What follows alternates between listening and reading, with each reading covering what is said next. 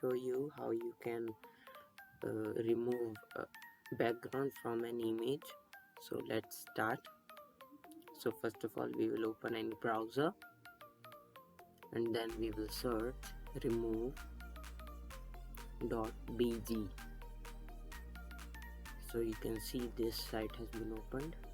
We will click on upload image, then we will select the image that you would want to remove the background. So you can see the background has been automatically removed.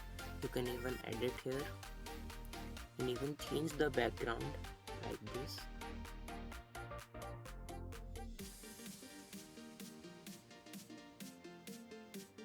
And then you can download it.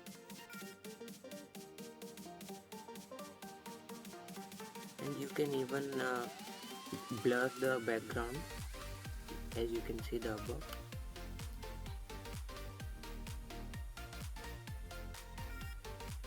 And if you don't want this background, you can just close it and you can just download this one.